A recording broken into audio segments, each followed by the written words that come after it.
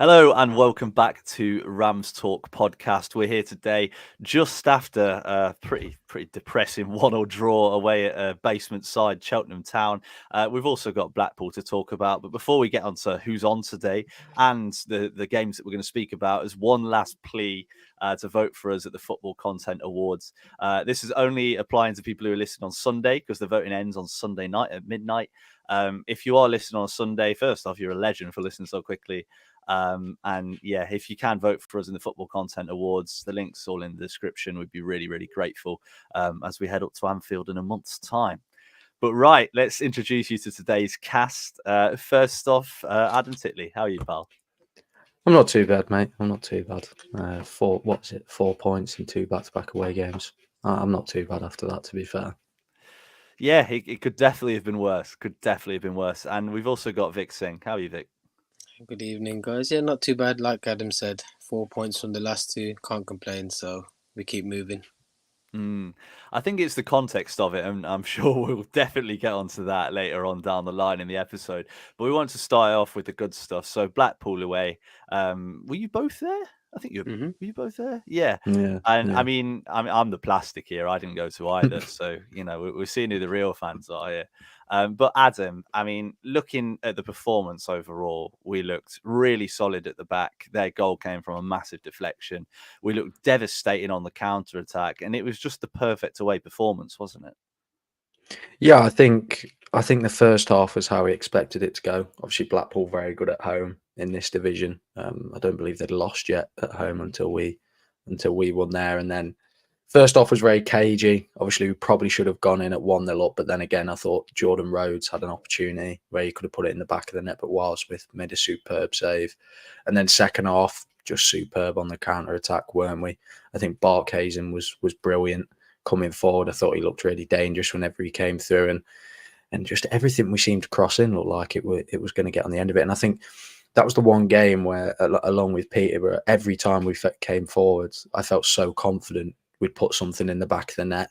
And in contrast to yesterday, I'm not being negative, but I'm just saying, in contrast to yesterday, it was a different story. But I thought every time we came forward against Blackpool, we looked so dangerous because of how confident we were when we went forward. Yeah, we'll get onto the differences between the two games shortly. But Vic, I mean, to just build on what Adam said there, man came off the bench, Tom Barkhays, and he's looked really sharp so far this season. And he comes on, sets up 2 goals, and he really looks like a player that's hit the ground running since his comeback from injury. Yeah, definitely. And I think this is the Barkhausen we want to see as fans. And I think this is the Barkhausen he needs to show. He's been really well. He's played really well. He's it's the pace that's helping us out at the minute on the other flank. So he's doing really well. His attacking threat's there. Like you said, he got 2 assists on Tuesday. Was a constant threat throughout when he was on. He made such an impact that he managed to start the game yesterday. So long may his good form continue. But yeah, I'm glad to see him back because it's just nice to have the options there as well. Yeah, it definitely is. And in a time where we're sort of struggling with wide players, aren't we? We've had a lot of injuries in that area. And yeah, it's good for him to come back, hit the ground running and really do some good stuff. And I guess carrying on Blackpool, Adam, we saw one player shine like he's never shined before. And that man's Corey Smith. Now, we are, I was about to say Corey Smith haters. That's definitely not true. But we've been, I'd say, not complimentary of him at points so far this season and last season. But he really stepped up. And I mean, when you look at all 3 goals, the back heel for the second goal, the actual goal for the first goal, his first one in 6 years, which is the most Football Manager conceding goal of all time. And then the third goal where he puts it through that guy's legs and sets us on our way. It was an amazing performance, wasn't it? From a player we don't really see enough of that from. Yeah, it was superb from Corey Smith, in my opinion. I mean, probably his best game in a Derby County shirt. I think he's had a couple of good games so far this season. I don't think he's been on form throughout, but then let's look how the team have played as a whole. I think inconsistency has been our problem. But against Blackpool, like you said, Corey Smith was superb. The back heel, for me, just completely. It's one of them things that I didn't envision from any player at that point, but it was just a bit of a moment of brilliance.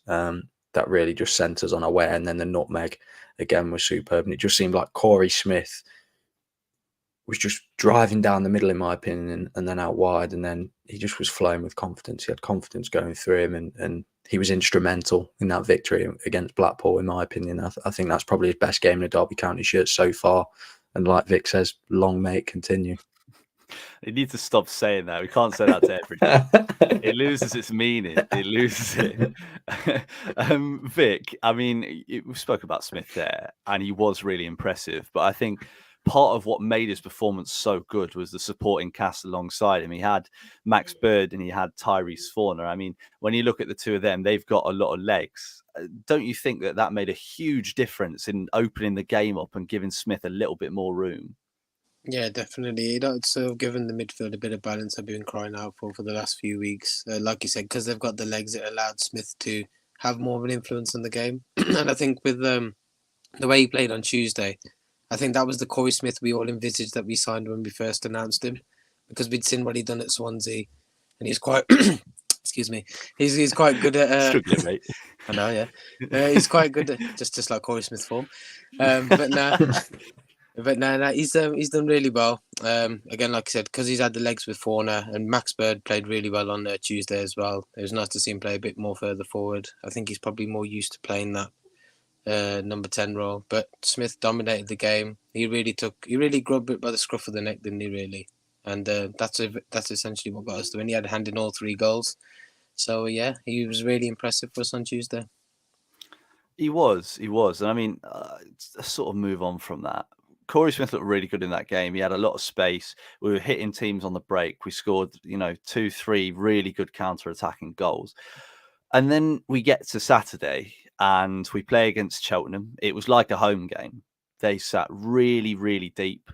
They wanted to absorb pressure, defend the box.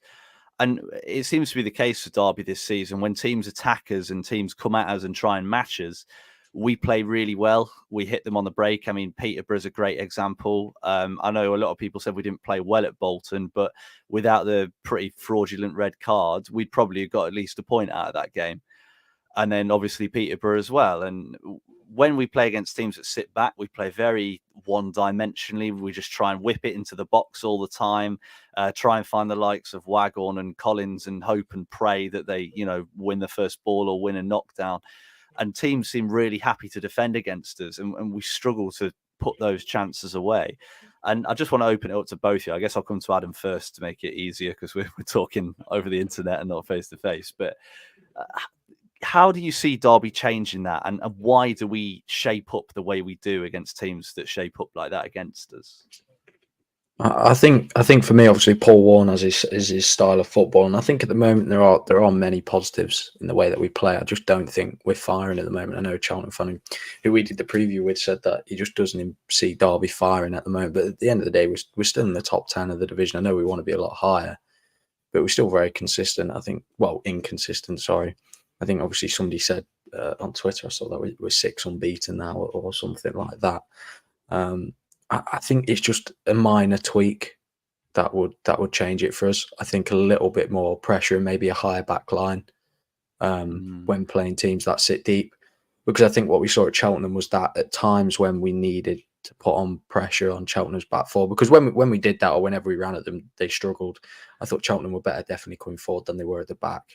But I think we just maybe need the back line sit a little bit higher.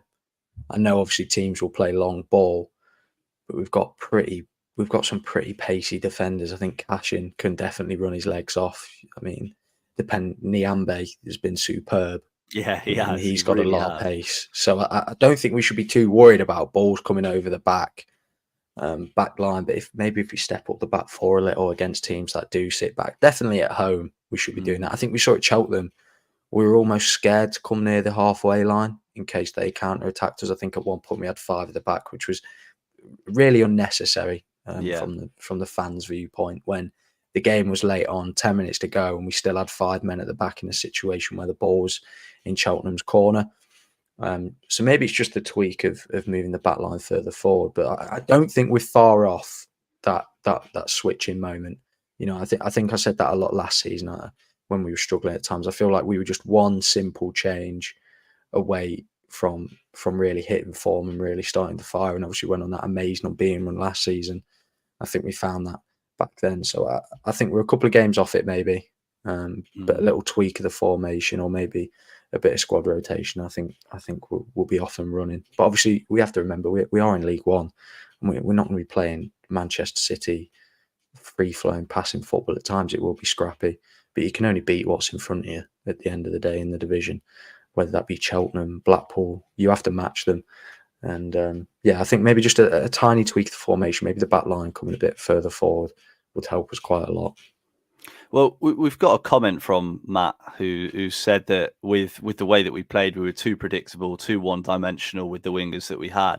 And Vic, that's really interesting. As you were speaking there, Adam, I was thinking about the changes between Tuesday and Saturday. On Tuesday, we've spoken about how impressed we were with Corey Smith, with Tyrese Forner, and with Max Bird. Now, he made the change and he took Max Bird out of the team, and we essentially shaped up in a bit of a 4-2-4. We only had two midfielders, and that really limited us, I think, because all of a sudden we can't play through the midfield anymore. The midfielders are just there to run around, make up the numbers, scrap, fight, win the ball, etc.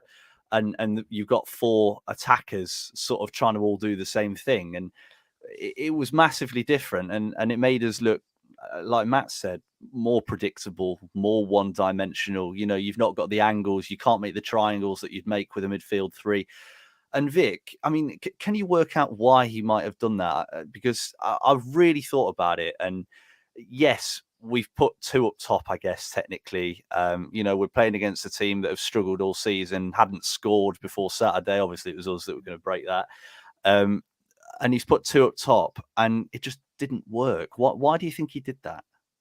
If I'm being honest, I think it might be more down to Max Burden's fitness rather than anything. I mean, playing consecutive games so close to each other could have impacted his sort of comeback, his role, his comeback from injury. So maybe that's probably why he went for that 4-2-4 dodgy sort of formation.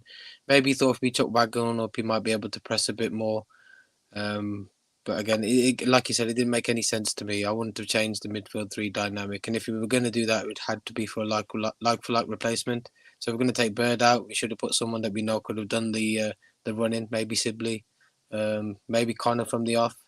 Who knows? But it didn't make much sense, and that's probably why we ended up going down the wings. What really baffled me was when Paul said, we just need to keep putting balls into the box. It wasn't working for the 90 minutes. We could have gone another 2 days and we probably wouldn't have scored or won that game.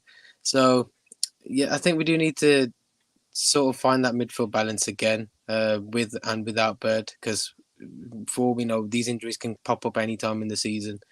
Bird is integral to the way we play, and we saw that on Tuesday, and then we saw it again yesterday, how important he is going forward.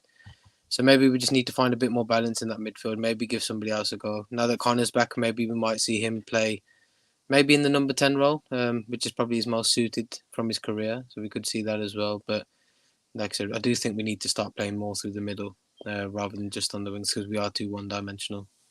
Yeah, and Adam, I mean, it's a good point you've made there, Vic, about Bird's fitness, but you're right. Yeah, I just completely knocked over the microphone. Audio listeners, I wish you could have seen the fear in his eyes then. That was something special. But when you look at the Derby team, I mean, Vic said he's dropped Bird. Maybe it's a fitness thing. I get it. But he's not brought Hourihane in. He's changed the system. And in the end, we've looked light in the middle. But then he's brought Bird on at half time. And that makes you think, if Bird could start the last game and he's fit enough to be brought on at half time, why would you not start him and bring him off later on? Because then he can exert his influence on the game from the off.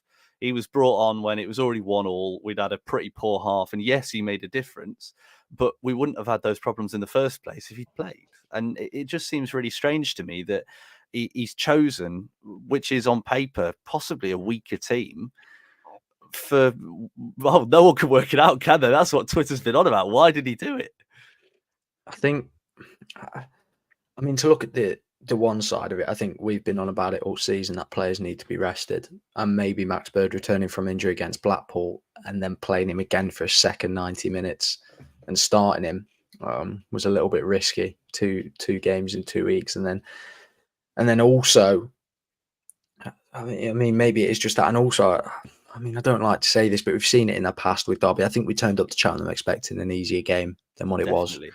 Silly of us, completely. I think everybody said it was a banana skin before we all knew they'd score. And I felt like we underestimated them very early on. I felt like we took the match a little bit too casually in them opening minutes. And I felt like Cheltenham were able to drive at us and we stood off them too much and gave them too much space. And that's where the first goal comes from. Sloppiness from Derby. Could be a lot tighter, could be a lot more physical, in my opinion, in that opening first half. But I think maybe looking at the other side of it, me personally, I've been 100% saying all season players need to be rested. We've had so many injuries, and maybe that was just Paul Warne being a little bit cautious about Max Bird getting injured again. And when he did come on, he made a lot of difference. I think we've not got another player in the team that can play those balls that Max Bird can. He seems to get them inch perfect every time coming forward, and they unlock defences. So with Max Bird not starting, I can see why he did it, and if he was resting him and being cautious, and if he was doing that, personally, this might be a bit of a hot take, but I've got no problem with that. If he's resting players that are only just coming back from injury, 2 games in 1 week, 90 minutes for a player that's just come back. If he gets injured again, then we're in even more trouble than what we were. So being a little bit cautious, I'm completely fine with that personally. That's my personal take. Completely fine if he wants to rest players. I see exactly where you're coming from. I think with me, it's confusion. He could have started Hourihane. Hourihane's been back for weeks, and he's brought Waghorn on. I mean, one of the comments I've just seen has said that Waghorn was a little bit sluggish, and he's not got the legs, has he? He runs like a League One player. I sent the goal he scored against Blackpool to my mates in our uni group chat. And they were just laughing at how funny he looks when he runs, because he looks like he's running through treacle, even when he's at full pelt. So, yeah, I think you take Bird out, you lose the legs by putting Waghorn in. You could have put Hourihane in. But, hindsight's wonderful, isn't it? If Waghorn had scored a hat-trick in the first 5 minutes, we'd be saying how good of a decision it was. But, yeah, it's just one of those. But touching on their goal, I mean, Vic, Adams mentioned that we looked, I mean, I've written down that we looked a little bit arrogant, to be honest, at the start. We waltzed in, we thought we'd won before a ball was kicked, and Cheltenham put up a real good fight, especially in that first half. And I mean, Tyrese Forner epitomised that. I still have no idea what he was trying to do. He must have thought he had way more time than he had, just sort of casually dribbling across his own box, in the first half, and loses the ball, gets put across, they score. And I think that just summed up the way we played, because it just seemed really weird, didn't it? Yeah, I mean, I put that down to Forner's naivety, maybe, with his age, and maybe not the experience of playing in the first team competitive football as much. So, I mean, Cheltenham had a game plan. They executed it well. It was quite silly what Forner had done. But then again, we were all sluggish at that. But up until that point, we shown Cheltenham too much respect, in my opinion. I think knowing where they were in the league, knowing that they hadn't scored and we were the top goal scorers away, you'd think we'd be putting them to the sword and be just attacking them from the off. We didn't. We literally stepped off them, tried to hit them off on the counter. Like, we scored that many goals away from home, and we're trying to hit them on the counter. Like, Warne ball. It made no sense. Like, and then with Forner, I just put it down to naivety. I mean, he's going to make mistakes. He's a young lad, playing in the midfield role, and again, it's probably his first taste of proper football. I mean, I know he had loan spells at Reading, but this is proper football at League One level. I'm guessing it's more physical. It's a lot more demanding. So, just put it down to a naive mistake from him. And to be fair, like I said, we showed him too much respect, but luckily we got that equaliser from a very rare Nelson header. Great header as well, wasn't it? Yeah, who, by the way, I think is probably running for player of the season at the moment. I think he's been sublime since that first game. Hasn't put a foot wrong, so that's just my little take on that. No, I agree with you, mate. I agree. And we've got 2 comments here referencing his interview, Warne's interview on Radio Derby. I mean, we've talked about some of the decisions he's made already. He must be feeling the pressure a little bit now. I think in that interview he came across pretty bad. It really didn't come across well. His interview with Dom post-match. And one of the things that Dom did ask was about Sibley. And Warne came out in the past and said Sibley's the best finisher. And then, come the end of the game, Sibley still sat on the bench. He brings on Connor Washington on the wing for reasons that can't be explained. We can't find the back of the net. We've got a player who is very good at putting it in the back of the net whilst he's inconsistent. He's scored important goals in the past. I think that one against Peterborough a few years ago in the Championship, that one really sticks out when we desperately needed a goal. He came on, buried it in the corner. And Adam, I mean, it does seem weird, doesn't it? I'm sorry to go back to asking you about the team again, but it seems really strange from Paul Warne. He seems to be making some decisions that, we're just questioning. It's like, why? And then when he gets questioned about it, he's getting very defensive. And is he struggling? Is he under pressure? Well, I mean, he's definitely upset after the Cheltenham draw, isn't he? And I'm glad he's upset, because if he was nonchalant about it, then I think we'd be a lot more concerned, wouldn't we? So if he's upset, I've got no qualms with that. And obviously he's got his preferred starting 11, his starting players that he likes, and if he can fit them in, he will put them in. And in terms of Louis Sibley, I'm a big Louis Sibley advocate. I think he's a quality player, and I don't know what is going on with this light. It keeps flashing in my eyes. Ignore that.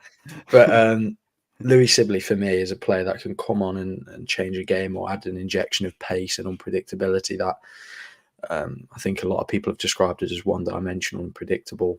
But Louis Sibley adds a different dimension to us when we play. So why he isn't getting a start, I'm not quite sure. I thought away at Peterborough, he was pretty good. I thought he linked up quite well on the wings. But then again, managers in the past haven't favoured starting Louis Sibley. I think we spoke about that before we started recording. Ever since Philip Cocu, I don't think a manager has favoured Louis Sibley starting or getting too much game time, which is disappointing. But I do think Louis Sibley has a role to play in this Derby County team and can be important. But then again, look, we've got Notts County on Tuesday, and then we've got an international break where Paul Warne will be doing a lot of thinking about that team, what players he's going to have at his disposal ready for Shrewsbury away, if I'm correct, the first game back. Yeah. So he'll have a lot of thinking to do, and what sort of players he wants to put in what system, and I'm sure we'll wait and see them. But I think we will get to the point where squad rotation happens. In terms of, is he feeling under pressure? Maybe a little, but then you've got to look with what 1 point ahead of where we were last season. We're in an okay position. I think this time last season we had 17 points. I think it's the other way around. Is it the other way around? I think it's the other way around. Yeah, it's the other way around. I got that wrong. But in terms of, we're in an okay position, but we're at that point now where we need to kick on. We're getting into the winter period now, where Derby usually have better form. Definitely in the winter period, and then it sort of wobbles, and we stutter to the end of the season. Yeah, and then it's predictable, isn't it? But yeah, I think we're in an okay position at the minute. We're definitely not firing, like I said earlier, and like I said, I think we're a couple of games off, maybe hitting some really good form. Yeah, I mean, it's weird, isn't it, with Sibley? And I thought, I don't know if you guys have heard Warne's comment about it, but when questioned about it, Dom said, Louis Sibley, he scores goals. You said he's the best finisher at the club. Why didn't you bring him on? He's just sat on the bench. And Warne said, well, Josh Vickers is also on the bench and he didn't play, which I thought was a bizarre comment. When you're chasing a game, I don't think Josh Vickers is your man. And he's brought on Connor Washington, who appears to be the reincarnation of Shane Long, but playing for Northern Ireland rather than the Republic. He's a striker that runs around a lot and never scores. And it seems strange that a player that, can score goals is being left, and he's bringing on players that just aren't clinical in the slightest. It's just weird, isn't it, Vic? I wish I had a better question to give you here, but it is just strange with the way things are at Derby at the minute. Yeah, I mean, going back to what you was asking about the pressure, I don't think the pressure is necessarily coming from the higher ups, because this is David Clowes' man. Oh, definitely. I think it's more coming from the fans. Obviously, I think someone put it on Twitter earlier, and I pretty much agreed with it. I've never seen a manager be so divisive in a fan base. I think literally it's 50-50 split down the middle of whether you like Paul Warne. Do you remember Philip Cocu? Well, I think everyone had enough with Cocu. He's a nice guy, but he just, I don't know, maybe for another day. But yeah, I mean, it is strange. I mean, his comments after the game, especially regarding Sibley, didn't make any sense. It sounded like he was under pressure, like you thought he'd be sacked after that game. That's what it sounded like to me. But yeah, I mean, it's strange, but like I said, hindsight's a wonderful thing. I mean, win our game in hand and we go fourth. We're in the top 6, so I mean, it's easy to jump on the bandwagon to say, oh, look, the performances aren't great. Maybe they're not, but maybe there's more to come from Derby at the minute. We don't know. But if we're in a position where we can win our game in hand and still be fourth, we're in the top 6, and we're supposedly playing badly, I'd take that. I mean, like I said, it's a results business, especially in League One. I'm not bothered about the style. As long as we put the goals in the back of the net, get the points on the board, go up. I don't care how we play. We could have 10% possession. If we win 2-0, that'll do me. It's about getting out of this league. We're not Man City. We're Derby County in League One. We've got to remember that we've got to play to the standard we're at. So yeah, that is a very, very good point, Vic. I think that's my little rant over, I think. No, you made some really good points. I do think it's skewed. I think if you flipped our home and away form, I think people would be much happier. I really do, because if we lost a couple and won 1, drawn 1 away from home, people would be like, okay, it's away from home. But if at home we're winning games, people are happy. I mean, I had a look, and obviously end of season's coming into practice there, but since the 22nd of April, we've won 1 game at home. I think it's one league game. Sorry, we don't count the Papa Johns here. And yeah, I mean, that's a long time when you think how long ago April was. We've all aged a bit since then. But that's a long time, and we get between 25 and 30,000 every single week turning up to watch, and they've seen 1 win in a really long time. And I think that means that every time we don't win, it's incredibly negative, because people aren't, like, unless you go away, you don't feel that winning feeling. Watching it on TV is not the same. If you're not there, you don't understand. Well, not necessarily don't understand, but you don't feel that feeling of winning the same way. And I think because we're not winning at home, it just makes us feel 10 times worse, because, I mean, we've beaten Fleetwood and we were terrible in that game, and that's the only game we've won. So, yeah, I mean, that's my take on it. It's not as good as yours, Vic. Yours is much more eloquent than mine. I think even going back to what you just said about the home form, like the way we set up, we was talking about this earlier, the way we set up is perfect away from home. Yeah. At home, it just doesn't work, because we know what teams are going to do, and Cheltenham did it to us yesterday. So if we can find a way where we can just play like a 4-3-3, more attacking, like Adam said, play a bit more forward. We need an aggressive press, really. For me, we don't press aggressively enough off the ball. If we can sort of work that out, really box them in, we can counter them and score goals at home, but we just don't seem to do it. If we can do that, then we'll be all right. Just keep putting the crosses in, Vic. That's what we've got to do. Adam, one thing we do need to talk about are some of the chances we've missed in the last 2 games. The 4, which is ridiculous, the 4 that come to mind for me. Poor Kane Wilson missed the header at the start. Or let him off. He's a full back. He's not going to be barreling headers into the top corner. But the second one, he did everything right until he didn't. Took it round the keeper, just took his eye off the ball for a second, puts it wide. And then 2 pretty horrible James Collins misses against Cheltenham. 3 if you count the one in the box where, which one? He missed that absolute sitter. I don't know why he's slid in. The ball's at his feet. He tries to whip it top bins in the last minute for reasons that I'm sure only he can explain. And then he missed that one, which went across the box, and didn't score that either.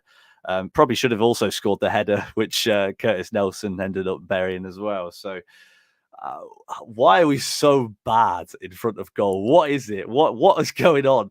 Is Paul Warne going to them before the game, telling them to miss? What's the plan? I think I've said this a couple of weeks now. There's no conviction when we're up top. We saw it at Blackpool. We were eager to take the chances, and the chances were on a plate for us. And we put them in. Mendes-Lang, superb for that first goal. Put it on a plate for Corey Smith. He had to put it in. I think Kane Wilson, the header, you let him off for one of them. And then to go around the keeper and miss. I mean, I was bigging him up the whole journey there. And then when he missed that, I couldn't believe it. To be honest, I was worried. I was worried we were going to lose the game 1-0 after that, and it would be ruin the missed chances. But I think in front of goal, I mean, we talk about. I don't like to bring Dave McGoldrick up, but oh no, he scored these goals. He scored these goals, and we've not got a 20-goal a season striker up top.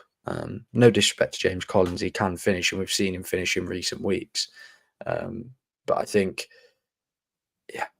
we've not got enough conviction up front in terms of. I mean, that chance at the end where James Collins tries to put it in the top corner. As soon as we go on that counter attack, in my head at the time, we weren't scoring. Yeah, it's 1-on-1 with the defender. I mean, 9 times out of 10 we miss that because we don't have any conviction up top, and I'm not sure what it is. But that goes back to my point about, I think we're a couple of games off until we start firing. We've seen it in flashes so far. I don't like, once again, to bring up Peterborough. I sound like a broken record talking about that game every week. It's only 4 times this episode. Yeah, I know, only 4, so quite low. I'll get a few more in. But then Peterborough away, Blackpool away now. At Carlisle, we had conviction up front. Collins' finish was superb for that first goal. So I think we've seen flashes of it. We're just 1 or 2 games away from it, in my opinion. If we tweak the formation, that's a big if, in the way we play. I just think at the moment, I think for one, the Collins ones where he slides in my opinion, it was a good save from the keeper. I mean, from my angle, there was no way Collins was putting that in the back of the net, because of how big Southwood made himself in the goal. But I just don't think we've got enough conviction up front at the moment. But I think we've shown flashes of it. Yeah. But inconsistency is our biggest problem at the moment. So that's my reasoning. Yeah, he did rush it. I've watched every replay, every angle, all 2 of them that you get on Rams TV. And yeah, I do think he should have buried it. But who are we to judge? As I got told on social media when I said, "Oh, why has he tried to whip it top bins?" and someone replied saying, "Well, you wouldn't have scored that." Yeah, you're probably right. I don't think so either. And a bit of a silly debate, Vic, that we must move on to. Obviously, as you said, very divisive, Paul Warne. There's a lot of people that don't like him. There's a lot of people that do like him.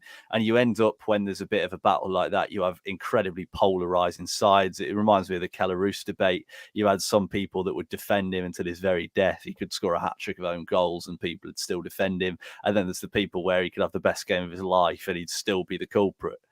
I think Warne's one of those. A lot of people have been talking about managers they get in, but there's just one that I kind of want to talk about, and that's Wayne Rooney. And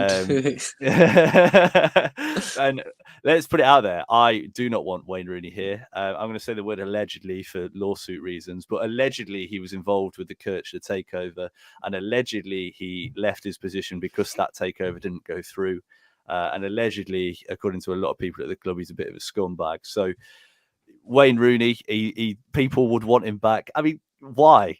Why do people want him back? He's got the worst record of pretty much any Derby manager ever.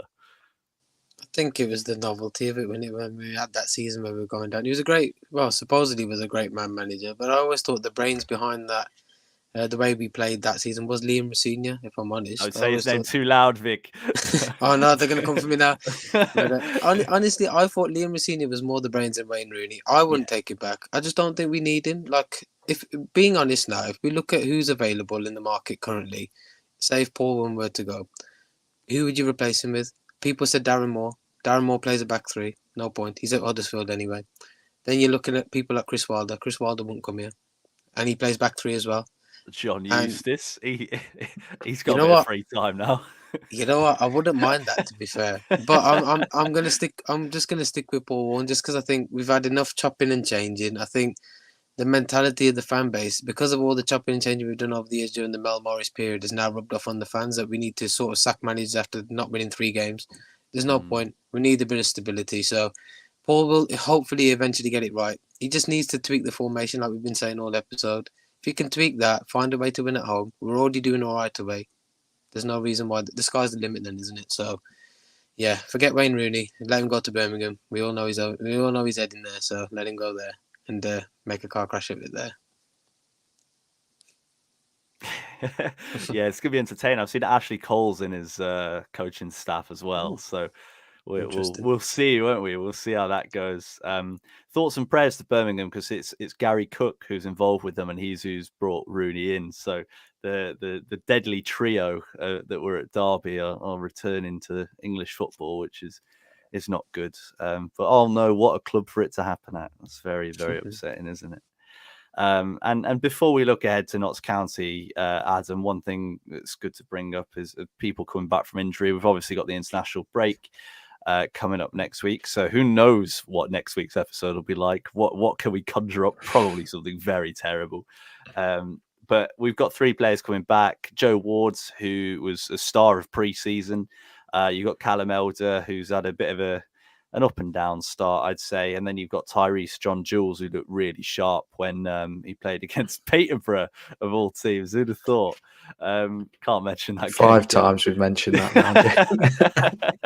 now. I mean, Adam, which of those players are you most excited to see back, and how much of a difference will they make? For me, it's Joe Ward, in my opinion. I think we talk about attacking wise, that we had no conviction up front against Cheltenham, in my opinion. And a player like Joe Ward coming back maybe adds a different. It's difficult. Well, we're all talking about Mendez-Laing needing a rest, but then still, I wouldn't throw Joe Ward straight into it. I'm still a big fan of Kane Wilson coming in. I don't mind playing one player out of position and trying it. I think if you've got 4 or 5, but obviously Kane Wilson's a right wing back, but I don't mind pushing him up the wing. He does seem very dangerous when coming forward. He's very direct and can get probably at the moment the player who can run round a player or two. But no, I wouldn't throw him straight in, but we just need those more wide attacking options. I think at the moment, just crossing it in isn't working. We need those players who can drift inside at times. And I think, unfortunately, Mendez-Laing is a little bit jaded, a little bit tired, I think, at the moment. Look, he's got a break. It's just it's the way it goes. And the squad just needs to be rotated a little bit more for my liking. But for me, Joe Ward coming back. But then Tyrese John Jules, I think he could surprise a lot of us. I think the pressure's off him coming into the side. Obviously, a young player. Not too much experience, so I think he could surprise a few of us. Yeah, let's hope so. And yeah, Vic, I mean, same question to you, I guess. Which are the players you're looking forward to seeing? And I guess to build on the question to Adam, if you were going to pick any of them to start, where would you play them and why? Well, I'm looking forward to Joe Ward coming, just simply because I think Mendez-Laing needs that rest. We know Nyambe can play right back, and he's been superb since he's come in as well. So a shout out to him. So that right wing spot is up for grabs. I think Joe Ward will take it once he comes back in, and it might just give Mendez-Laing the rest and probably the unneeded sort of pressure lifting off him. So we can maybe share that about. Looking forward to Joe Ward coming back. Maybe even Callum Elder. I mean, we haven't seen the best of him yet, but I think there's a player in there somewhere. And if he can maybe play left wing, I mean, Forsyth will probably continue playing left back because he's not put a foot wrong either himself. So I might see Callum Elder playing in a bit more advanced position in case something happens to Barkhausen. Again, it's just the options that are there, and that's what's nice to see. And I'd probably play them to. Do you reckon Elder on the wing? Because I'm just thinking, because like Kane Wilson and Joe Ward, they're both quite quick. They're both really good at dribbling. They both put a ball in. I don't see that with Callum Elder. I don't know if he's that type of player. I don't know. I don't think he's either. But then again, because like I said, it's an option on that left side. I mean, I know Kane Wilson could probably play there as well. But obviously Callum Elder's naturally left-footed, and if we're going to continue with the balls in the box conundrum, Elder's probably the best fitted for that. Having said that, he can always replace Forsyth as well. But I'm more excited to see Joe Ward just because I think him and Collins linked up really well in pre-season, and we might be able to see that continuing going forward. And hopefully, it's just nice to have the options. And then I think we'll be a different team when we come back from the international break. If I'm honest, I think we'll have a fully fit squad, bar Jake Rooney, and I think we'll literally see the team thrive from it. Yeah, I hope so. I really do hope so. I hope you're right. My favourite thing about Joe Ward is when he got his trim and his barber posted the picture, and he's just got a 1 all over. It just made me laugh quite a lot. Like they've done a really good job. Don't get me wrong. It just made me laugh when it's like, you show off your trim, he just doesn't have any hair. So it's like, nice one, Joe. But yeah, he'll be good to have him back. Yeah, I think he's one of those players that he looks so good in pre-season. It'll be good to see if he can keep that form going or rediscover that form. And last of all, just to finish us off, let's talk about Notts County. Now, Notts County flying in League Two. They've got some player that used to play for us, apparently, who's pretty good. And yeah, like I said, they're right at the top of the league. They're smashing everyone in their way. Wrexham can't keep up. Ryan Reynolds, Rob McElhenney are furious because they've spent all that money and they can't keep up with a team who've got a 98-year-old bold striker with a big beard. Adam, I mean, when you look at Notts County, obviously we know who the player we're going to single out is, but can you see us getting a result there in the Papa Johns? Well, I think it's a chance to play a couple of players before them getting a big rest, and obviously I mean it's difficult. I think it does depend on how Notts County approach the game in terms of their squad rotation. If they fully go for it, I think it'll be a difficult game because I think undoubtedly we will rotate a couple of players, 100%. Players such as Louis Sibley coming back into the fold, maybe even Max Bird starting. But I think I can see us definitely getting a result, but it's going to be an entertaining game in my head. This isn't going to be a 0-0 or 1-1 where there are few and far between chances. I think there's going to be quite a few chances. I think it's going to be quite an open game. So, and considering it's in the cup, all for it really. A bit more of an entertaining game. Players can play with a little bit more confidence. I mean, if we lose, it's not the worst result in the world. Look at how Notts County are playing at the moment. Undoubtedly, Dave McGoldrick's going to score. You can put your house on that. Shush is the away end. No, I'm kidding. But no, yeah, I think it's going to be a pretty entertaining game in my head because I think we'll rest players and Notts County will still have the form going with them. So I think we're in for quite a good match. And before you give us your score prediction and goal scorers, I've heard there's some hooligans that will be looking after the Rams Talk flag. Yeah, my parents taking the Rams Talk flag against Notts County. They'll get the photo for us. Legends. They'll get in it, legends of the game. But yeah, you want my score prediction now? Yeah, go on. I'll go with a bold 3-2 victory. And I think McGoldrick will get both for them. And all three for us. Yeah. And Max Bird, James Collins, and maybe Connor Washington for us. I think, 3-2 victory. It'll be quite an entertaining game. Let's hope you're right. Vic, what do you reckon? I was going to say the same as Adam, to be fair. I was going to go for a 3-2 victory. I think I'm expecting Notts County to sort of come and play at us. And I think that'll fall into our hands. I think we'll be all right. We'll be able to deal with the pressure that they'll chuck at us and we'll hit them on the counter. I'll go for a 3-2 because it's inevitable that McGoldrick will score for them. I think Langstaff will get the other for them. For us, I think we'll get Wagon will be on the score sheet. I think Sibley because he'll want to prove a point. And I think Barkhausen will get on the score sheet as well just because I think his work merits that. Yeah, I hope you're right. I think he definitely deserves another goal, doesn't he? And yeah, I mean, Notts, they've tried to strike up some weird rivalry with us in the last few weeks. I've seen them talking about us quite a lot, which is very strange because I thought we were always friends, but then I thought we were friends with Birmingham as well, and then we saw what happened there. So yeah, I'm going to go similar to you guys. I think it's going to be an unbelievable game. I'm going to say 5-4. All 4 goals, David McGoldrick, because very easy. And I reckon Washington's going to bag a hat trick and a Sibley brace as well to get us over the line. There's no delusion on this podcast for any listeners that are wondering. It's all 100% serious here. But right, that's that. If you did enjoy the episode, then yeah, please do like, subscribe, rate us if you listen on Spotify, Apple Pods. We've got so many amazing ratings and it does mean a lot. So yeah, if you do enjoy, please rate us. If you don't enjoy us, please don't. And yeah, if you can vote for us, Football Content Awards, if it's past Sunday, then don't worry about it. Thank you so much to everyone that supported us. Our notifications have been pretty ridiculous with the amount of people that have voted for us on all social media platforms. And it really does mean a lot to all of us because we put a lot of effort into this. And yeah, that's it. Let's hope that we can, I was going to say get the 3 points. Is it still 3 points in the group stage? How does it work? I don't even know. Two. Let's get those 2 if points. We draw on penalties. Yeah, if it goes penalties, I think like it's 2, and then they get 1. It's strange. Don't know.